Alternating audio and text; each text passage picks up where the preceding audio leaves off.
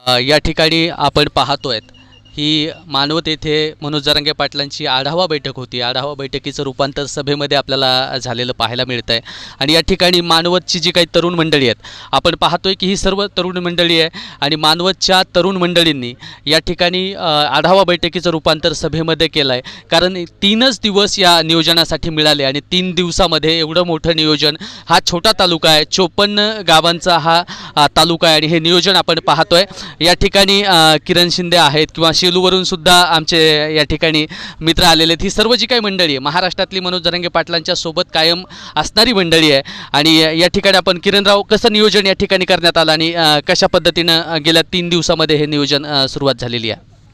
खरं तर या ठिकाणी मानवत शहरामध्ये, या मानवत शहरातल्या मराठ्यांची, तळागाळातल्या मराठ्यांची एक कळकळीची विनंतीच होती सगळ्या मानवत शहराकडून की मानवत शहरामध्ये माननीय मनोजदादा जरांगे पाटील आले पाहिजे। परंतु इथं कोणी संयोजन समिती नाही आणि आमच्या मीटिंगचा व्हिडिओ गेला त्यांच्याकडं।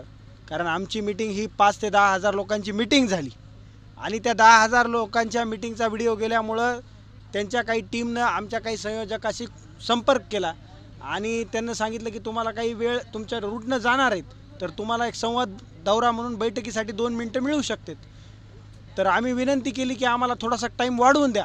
आम्हाला त्यांना सभा दिलेली नाही, आम्हाला त्यांना बैठकच दिलेली आहे। परंतु या मानवत शहरातल्या आणि या आजूबाजूच्या 54 गावातल्या खेड्यातल्या मराठा समाजाच्या सर्व नागरिकांनी असं ठरवलं की ही जी बैठक आहे, आढावा बैठक, ही बैठक न राहता राज्यातली आणि देशातली सगळ्यात मोठी सभा आंतरवली सराटीत झाली आणि महाराष्ट्रातल्या वेगवेगळ्या जिल्ह्यामध्ये करोडोच्या संख्येनं मराठा समाजाच्या सभा झाल्या। परंतु ही बैठक तालुकास्तरीय राज्यातली सगळ्यात मोठी जी ही बैठक आहे ती राज्यातली सगळ्यात मोठी तालुका लेवलची विराट सभा करण्याची जबाबदारी या मानवतच्या मराठ्यांनी घेतली।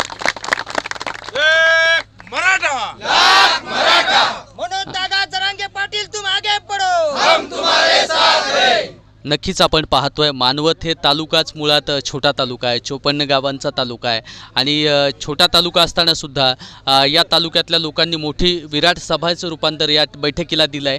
आणि या ठिकाणी आपण शेलूवरून या ठिकाणी पांडुरंग जे आहेत त्यांच्याशी आपण संवाद साधूया।